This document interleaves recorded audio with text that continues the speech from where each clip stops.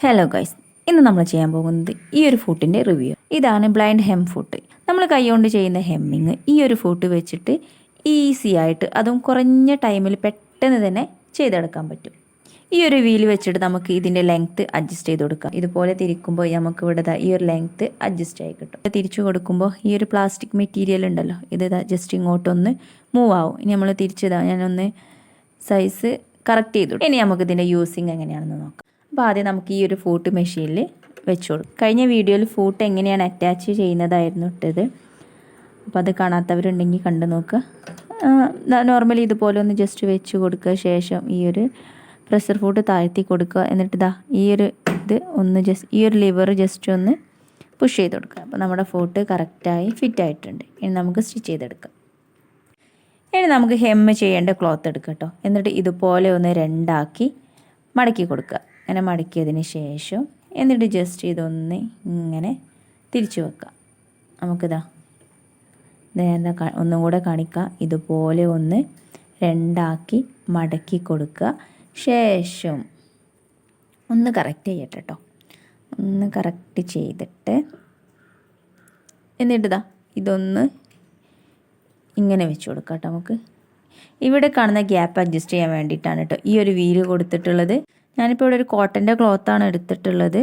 ഇത് കറക്റ്റായിട്ട് നിൽക്കാമെന്ന് വേണമെങ്കിൽ നമുക്കൊന്ന് അയൺ ചെയ്തൊക്കെ എടുക്കാം കേട്ടോ. അതൊക്കെ നമ്മുടെ സൗകര്യമാണ്. ഇനി അല്ലാണ്ട് അയൺ ചെയ്യാതെ ജസ്റ്റ് കൈ കൊണ്ട് ഇങ്ങനെ ചെയ്ത് കൊടുക്കുകയാണെങ്കിലും കുഴപ്പമൊന്നുമില്ല. മുകളിലുള്ള ക്ലോത്ത് ഉണ്ടല്ലോ, ആ ഒരു ക്ലോത്ത് മേൽ വേണം നമ്മുടെ ഈ ഒരു പ്ലാസ്റ്റിക് മെറ്റീരിയൽ മുട്ടി നിൽക്കാൻ. അപ്പോൾ ഇതുപോലെ ഒന്ന് ജസ്റ്റ് താഴ്ത്തി കൊടുക്കുക കേട്ടോ. അപ്പോൾ ഇതിൻ്റെ റെഡി ആയിട്ടില്ല. അപ്പോൾ ഇതൊന്ന് വെച്ചിട്ട് ഞാനിതാ ഒന്ന് അഡ്ജസ്റ്റ് ചെയ്ത് കൊടുക്കുന്നുണ്ട്. അപ്പോൾ കറക്റ്റായിട്ട് ഈ ഒരു ക്ലോത്തിൽ ഈ ഒരു പ്ലാസ്റ്റിക് മെറ്റീരിയൽ ടച്ചായി നിൽക്കുന്നുണ്ട് കേട്ടോ. ഇത് ശ്രദ്ധിക്കണം. ഇങ്ങനെ ചെയ്യുമ്പോഴേ നമുക്ക് ആ ഒരു ഹെമ്മിങ്ങിൻ്റെ പെർഫെക്ഷൻ കിട്ടുള്ളൂ. നമ്മൾ ഹെമ്മ് ചെയ്യുന്നതിൻ്റെ മുന്നായിട്ട് സ്റ്റിച്ച് ഒന്ന് മാറ്റി കൊടുക്കണം കേട്ടോ. ഇവിടെ ഈ എന്നുള്ള സ്റ്റിച്ചാണ് കേട്ടോ നമ്മൾ യൂസ് ചെയ്യുന്നത്. അപ്പോൾ അതിന് വേണ്ടിയിട്ട് ഇവിടെ സെലക്ടർ ഡയലിൽ ഞാൻ ഈയിലേക്കൊന്ന് ചേഞ്ച് ആക്കി കൊടുക്കുന്നുണ്ട് കേട്ടോ. ഇനി ലെങ്ത്ത് നമുക്ക് ഏതാണോ വേണ്ടത് അതിനനുസരിച്ച് ചെയ്ത് കൊടുക്കുക. ഞാനൊരു 3-ലാണ് വെച്ച് കൊടുക്കുന്നത്.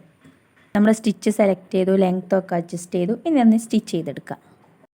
ബ്ലൗസിൻ്റെ നെക്ക്, ചുരിദാറിൻ്റെ നെക്ക്, അതുപോലെ പാൻറ്റിൻ്റെ താഴ്വശത്ത് ഇവിടെ കണ്ടിട്ട് നമ്മൾ പ്രധാനമായിട്ടും ഹെമ്മിങ് ചെയ്ത് കൊടുക്കുന്നത്.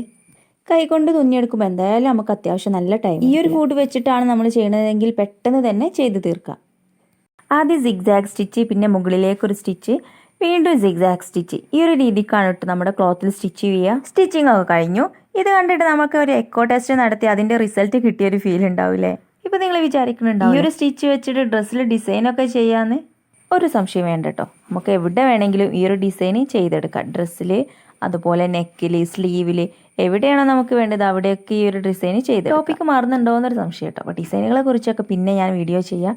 അപ്പോൾ നമ്മളിപ്പോൾ ചെയ്തത് ഹെമ്മിങ് ആണല്ലോ. അപ്പോൾ ഇനി ഈ ക്ലോത്ത് ഒന്ന് ഇതുപോലെ ഒന്ന് മറിച്ചിട്ട് വെയിറ്റ് ഡീറ്റെയിൽ ആയിട്ട് കാണിക്കും. ഇതാണ് ഇപ്പോൾ നമ്മൾ സ്റ്റിച്ച് ചെയ്ത ഭാഗം. അതായത് ക്ലോത്തിൻ്റെ ചീത്ത വശമാണ് ഇട്ടത്. അത് ഞാൻ മുന്നേ പറയാൻ മറന്നുപോയി. നമ്മൾ ക്ലോത്തിൻ്റെ ചീത്ത വശത്താണ് കേട്ടോ ഇങ്ങനെ സ്റ്റിച്ച് ചെയ്തെടുക്കേണ്ടത്. എന്നിട്ട് ഇതൊന്ന് നല്ല വശത്തേക്ക് ജസ്റ്റ് ഒന്ന് മറിച്ച് കൊടുക്കുക. എന്നിട്ടൊന്ന് നിവർത്തിയെടുക്കുക. വേണമെങ്കിൽ നമുക്കൊന്ന് അയൺ ചെയ്തെടുക്കാം, അല്ലെങ്കിൽ കൈകൊണ്ട് ചെയ്യാം. പക്ഷെ അയൺ ചെയ്യുന്നതായിരിക്കും ഒന്നുകൂടെ ബെറ്റർ. കറക്റ്റായിട്ട് തന്നെ ആ ഒരു ഹെമ്മിങ് കിട്ടിയിട്ടുണ്ട് അല്ലേ? ഡ്രസ്സിലൊക്കെ ചെയ്തെടുക്കുമ്പോൾ സെയിം കളറിലുള്ള നൂല് തന്നെ എടുക്കണം കേട്ടോ. ഇതിപ്പോൾ നിങ്ങൾക്ക് മനസ്സിലാകാൻ വേണ്ടിയിട്ടാണ് ഞാൻ ഈ ഒരു ബ്രൗൺ കളറിലുള്ള നൂലെടുത്തത്. വൈറ്റിൽ ചെയ്യുമ്പോൾ നമുക്ക് പെട്ടെന്ന് മനസ്സിലാവുമല്ലോ. കൈകൊണ്ടാണ് നമ്മൾ ഹെമ്മ് ചെയ്തെടുക്കണമെങ്കിൽ അത്യാവശ്യം നല്ല ടൈം എടുക്കും. ഈ ഒരു ഫൂട്ട് വെച്ചിട്ടാണ് ചെയ്യുന്നതെങ്കിൽ നമുക്ക് ഒരുപാട് ടൈം ലാഭിക്കാം. ഈ ഒരു ഫൂട്ട് മെഷീൻ കയ്യിലുണ്ടായിട്ടും കൈകൊണ്ട് ചെയ്യുന്ന ആൾക്കാരുടെ കാര്യമാണ് കേട്ടോ ഞാൻ പറഞ്ഞത്. ഇത്രയും പെർഫെക്റ്റിൽ ഹെമ്മ് ചെയ്തെടുത്തത് ഈ ഒരു ആശാനെ വെച്ച്. അപ്പോൾ ഇപ്പോഴത്തെ പോലെയും വീഡിയോ ഇഷ്ടമായ ലൈക്ക് ചെയ്യുക, ഷെയർ ചെയ്യുക, സബ്സ്ക്രൈബ് ചെയ്യുക. അടിപൊളി വീഡിയോ ആയിട്ട് വീണ്ടും കാണും വരെ ബൈ.